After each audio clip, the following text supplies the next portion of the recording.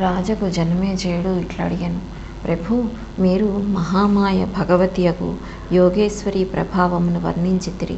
ఇప్పుడు మీరు ఆమె చరిత్రను వివరింపుడు. దానిని వినుటకు నా మనస్సు మిగుల ఉత్కంఠతతో నిండి ఉన్నది. అప్పుడు వ్యాసుడు ఇట్లు తెలిపెను. రాజా వినుము. భగవతి చరిత్రను విస్తృతముగా తెలిపెదను. మహామతి, శ్రద్ధాళువు, శాంత స్వభావుడగు పురుషునికి దేవి భగవతి కథ వినిపించని వాడు పరమ మూర్ఖుడని తలంచవలెను. ఇది పూర్వకాలపు విషయము. ధరాతలమున మహిషాసురుడను ఒక రాజు ఉండెను. అతని పరిపాలనలో దేవదానవులకు మిగుల భయంకరమైన యుద్ధము జరిగెను. రాజేంద్ర, మహిషాసురుడు కఠిన తపమాచరించెను. సుమేరు పర్వతమునకు వెళ్ళి అతడు తపమాచరించెను. దేవతలు అతని తపస్సునకు మిగుల విస్మితులైరి.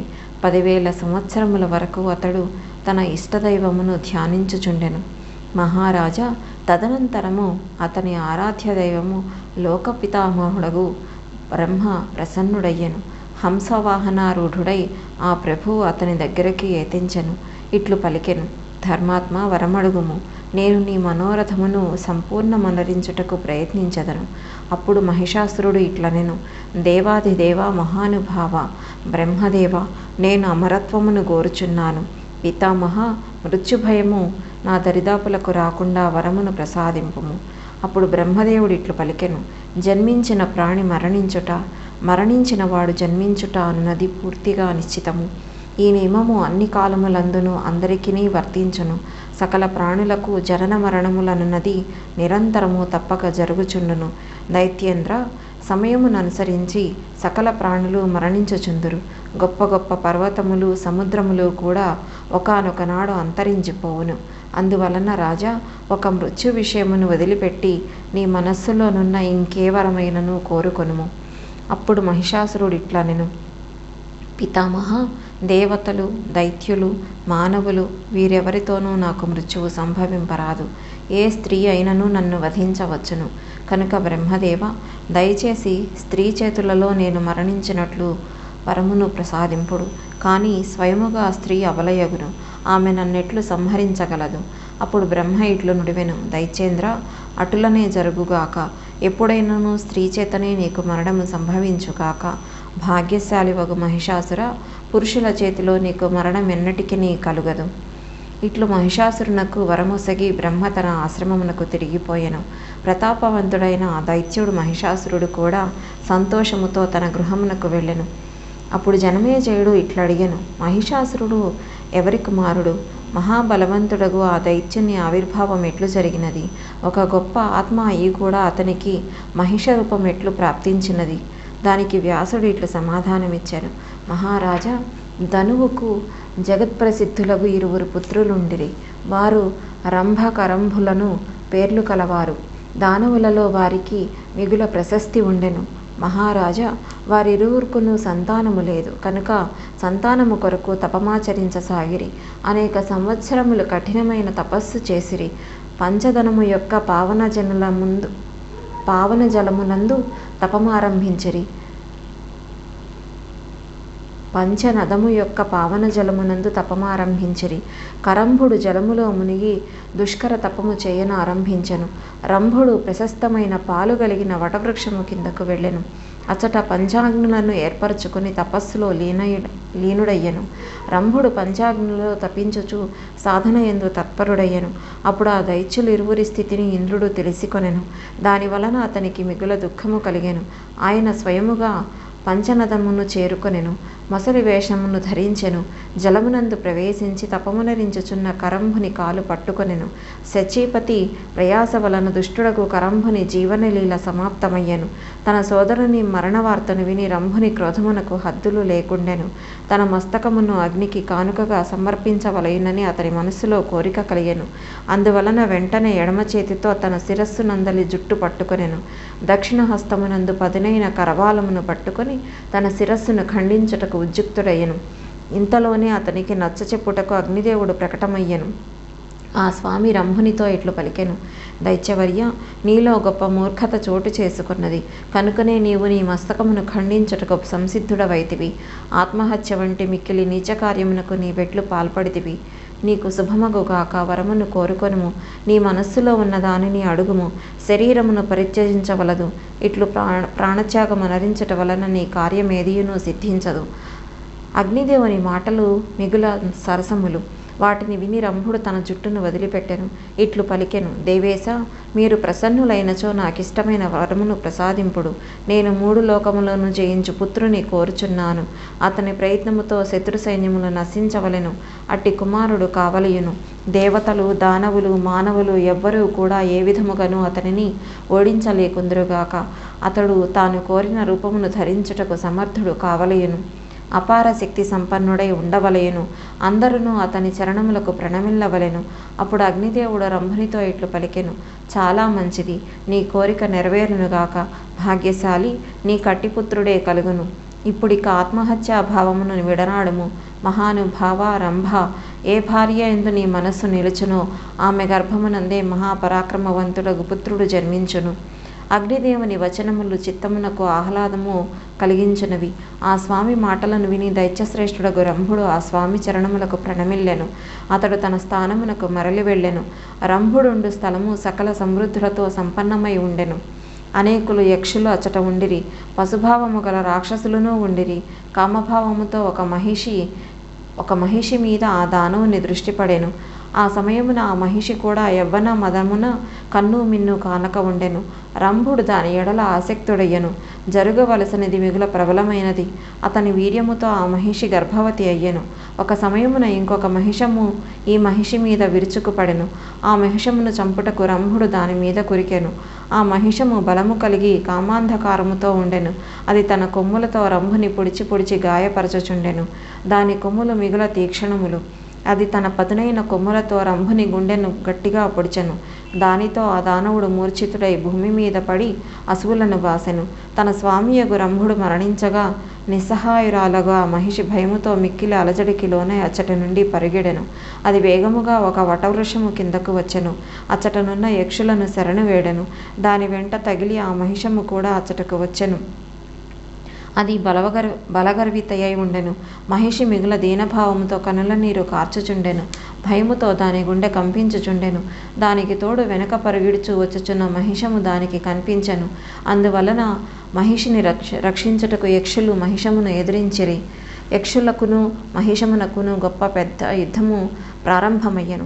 యక్షులు బాణవర్షమును కురిపించుచుండిరి. ఒక బాణము తగిలి ఆ మహిషము ప్రాణములు పరిత్యజించి నేలకూలెను. రంభుడు యక్షులకు మిగుల ప్రియమైనవాడు. అందువలన వారతని శవమును తీసుకుని దహన సంస్కారముల కొరకు చితిమీద నుంచిరి. పతి యొక్క మృత శరీరమును చితిమీద చూసి తన భర్తతో తాను కూడా సతినయ్యదనని మహిషి నిర్ణయించుకొనెను. యక్షులు ఆపినను ఆమె తన తలంపునందు మార్పు లేకుండెను. మండుచున్న చితియందు ప్రవేశించెను. తన భర్తను హృదయంనకు హత్తుకొనెను.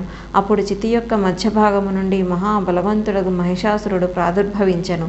పుత్రుని కృపతో చూచుటకు స్వయముగా రంభుడు కూడా 2వ శరీరమును ధరించి రక్తబీజుని రూపంలో చితి నుండి వెలువడెను. ఇట్లు మహిషాసురుడు, రక్తబీజుడు, మహాబలులు ఇరువురు రంభుని నుండి ఆవిర్భవించిరి.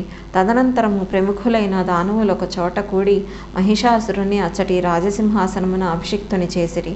రాజా, మహిషాసురుడు దేవతలకును దానవులకును మానవులకును అవధ్యుడు. మహారాజా, మహాత్ముడగు మహిషాసురుని జన్మ వృత్తాంతమును వరదానమును గురించిన ప్రసంగమును నీకు వినిపించితిని. ఇట్లు మహిషాసురుడను పేరుతో ఆ దానవుడు ప్రసిద్ధుడయ్యను. సకల జగత్తును శాసింపసాగెను. వరమును పొందుట వలన పరాక్రమవంతుడైన ఆ దైత్యుడు మిక్కిలి అభిమానవంతుడయ్యను. సమస్త ప్రాణులు అతని ఆధీనమున ఉండిరి. సముద్ర పర్యంతము గల సకల పృథివిని అతడు తన బాహుబలముతో జయించెను. దాని రక్షణ భారమును కూడా నిర్వహించెను. అతనిది ఏకఛత్రాధిపత్యమైన రాజ్యము. అతనికి ఆ సమయమున శత్రువులెవరునూ లేకుండెను. అతని సైన్యాధ్యక్షుని పేరు చిక్షురుడు. మిగుల ప్రతాపవంతుడు, మదగర్వితుడై ఉండెను. తామ్రుడను పేరుతో ఖ్యాతి వహించిన రాక్షసుడు అతనికి కోశాధ్యక్షుడు. అతని వద్ద 10,000 సైనికులుండిరి.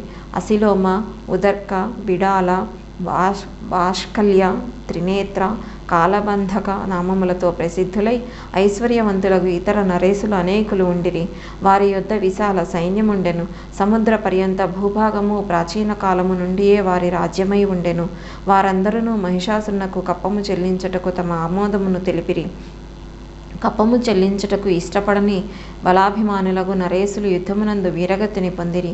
మహారాజా, బ్రాహ్మణులు కూడా మహిషాసురుని ఆధిపత్యమును స్వీకరించిరి.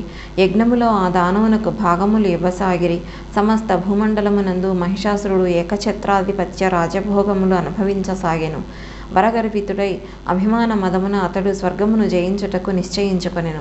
ఆ దానవరాజు ఇంద్రుని వద్దకు ఒక దూతను పంపుటకు ఆజ్ఞాపించెను. ఆ దూతను తన దగ్గరకు పిలిపించి అతనితో ఇట్లనెను: ఓ వీరవర్య, వ్యవహారము మిగుల విశుద్ధము. మహాబాహు, ఇప్పుడు నీవు ఈ దూత కార్యమును నిర్వహింపవలెను. నిర్భయుడవై స్వర్గమునందలి ఇంద్రుని దగ్గరకు వెళ్ళుము. అతనికి నా సందేశమును తెలుపుము. దేవరాజగు ఇంద్ర, స్వర్గమును వదిలి నీకిష్టమైన చోటికి వెంటనే వెళ్ళిపొమ్ము. ఒకవేళ నీవు ఇచ్చటనే ఉండదలచినచో మహానుభావుడకు మహిషాసురుని సేవకునిగా ఉండిపొమ్ము.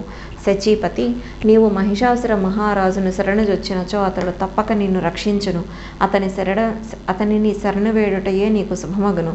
నీకు ఈ విషయములు నచ్చనిచో వెంటనే యుద్ధమునకు వజ్రాయుధమును చేపట్టుము. బలసూదన, నీవింతకు ముందు కూడా అపజయము పాలైతివి. నీ పురుషార్థము నాకు తెలియను. నీ శక్తి నాకు తెలియనిది కాదు. యుద్ధమైనా చేయము, లేక వెంటనే నీకిష్టమున్న చోటికి వెళ్ళిపొమ్ము. ఈ ఆజ్ఞానుసారము దూత ఇంద్రుని దగ్గరకు వెళ్ళెను. మహిషాసుని సందేశము ఆయనకు వినిపించెను. మహారాజా, దూత మాటలను విని ఇంద్రుని క్రోధాగ్ని ప్రజ్వరిల్లెను. కానీ దానిని అణచుకొని చిరునగవుతో తాను చెప్పదలిచిన దానిని దూతకు విశదపరచసాగెను. ఆయన దూతతో పలికెను: ఓరి ప్రచండ మూర్ఖ, నిన్నెరుగన అభిమాన మదముతో ఇట్లు ఇష్టము వచ్చినట్లు ప్రేలుచున్నావు. నీ ప్రభువుకు అభిమానమును రోగమున్నది. దానికి నేను తప్పక చికిత్స చేసేదను. దానిని వ్రేళ్లతో సహా పెకిలించటకు ఏర్పాట్లు చేసేదను. నీవు వెళ్ళి జరిగినదంతయు నీ స్వామికి తెలుపుము. సదాచారి అయిన పురుషుడు దూతల మీద ఎప్పుడునూ చేయి చేసుకొనడు కనుక నేను నిన్ను వదిలిపెట్టుచున్నాను. అతనితో ఇట్లు చెప్పుము: ఓరి మహిష బాలుడా, నీకు యుద్ధము చేయవలేనను కోరిక ఉన్నచో ఇప్పుడే నా ఎదుటకు రమ్ము. నీవు అశ్వములకు శత్రువువు. నీ బలము నాకు తెలియను. నీ రూపము జడము. గడ్డి తిని బ్రతుకుచున్నావు. నీ కొమ్ములను నేను దృఢమైన ధనస్సుగా చేసుకొందును. నీ కొమ్ములలో కొంత బలము తప్పక ఉన్నది. అందువలననే నీ అభిమానము పెరిగిపోయినదని నాకు తెలియను. నేను నీ 2 కొమ్ములను కోసి నీ బలమును నాశనము చేసేదను. నీచుడవగు మహిష, దురభిమానముతో సింహాసనమును అధిష్ఠించి ఉన్నావు.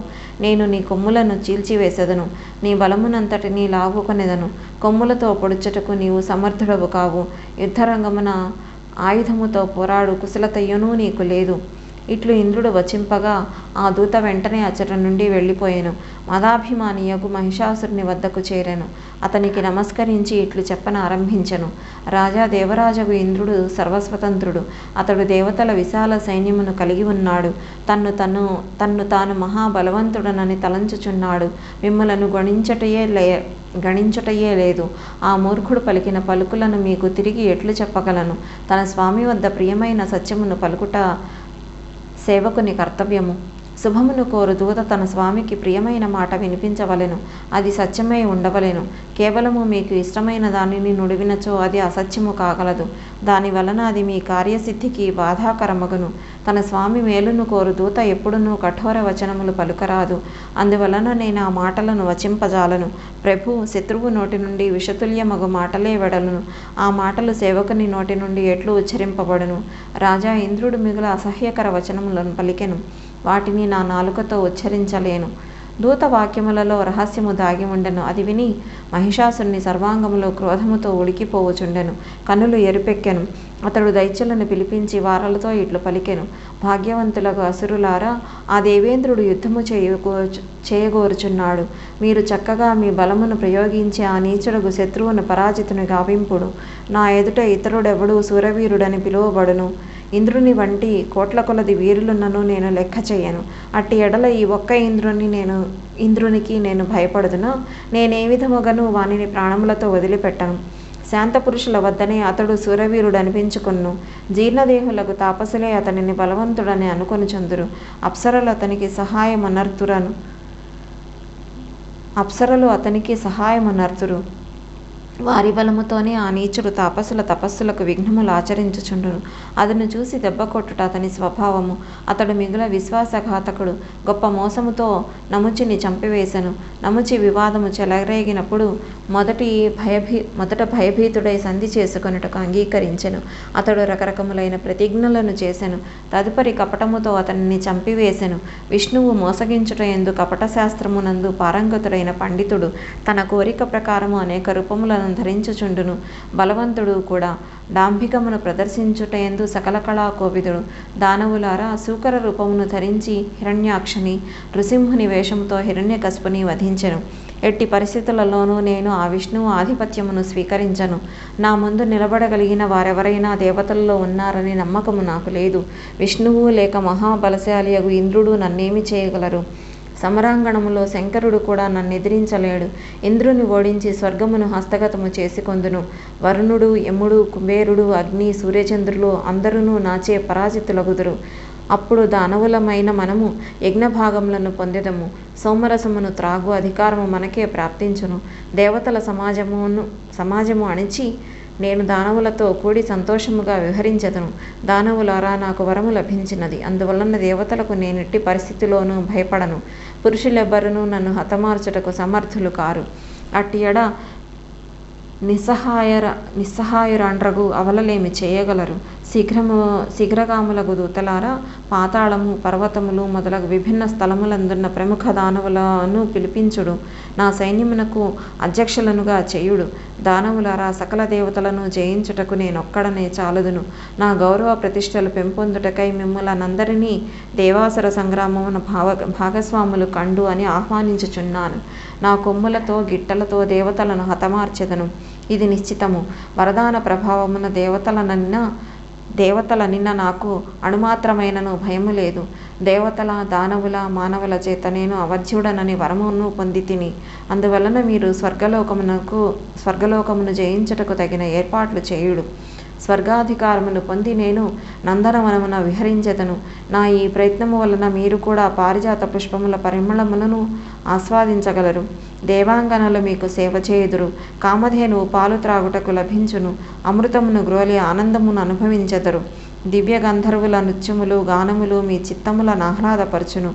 ఊర్వశి, మేనక, రంభ, ఘృతాచి, తిలోత్తమ, ప్రమద్వర, మహాసేన, మిశ్రకేశి, మధోత్కట, విప్రచిత్తి మొదలగు అప్సరలు నృత్యగానములందు మిగుల ప్రవీణులు. వారు అనేక రకములగు మదిరలను సేవించి మీ అందరి మనస్సులకు ఆనందమును కలిగించెదరు. అందువలన దేవతలతో యుద్ధమునరించెదము. అందరూ అంగీకరించినచో నేడే రణరంగమునకు సిద్ధము కండు. మొదట మంగళ కార్యములను జరుపుకొనవలెను. అందరి సంరక్షణ కొరకు మనకు పరమగురువైన మునివరుడగు శుక్రాచార్యుని పిలిపించుడు. సకల మర్యాదలతో ఆయనకు స్వాగతము పలుకవలెను. యజ్ఞమునందు ఆచార్యుని నియమింపవలెను. రాజా, మహిషాసురుని బుద్ధి సదా పాపకర్మయందే నిరతమై ఉండెను. దైత్యులనిట్లో ఆదేశించి అతడు తన భవనమునకు వెళ్ళిపోయెను. అతని ముఖమునందు ప్రసన్నతా చిహ్నములు తాండవమాడుచుండెను.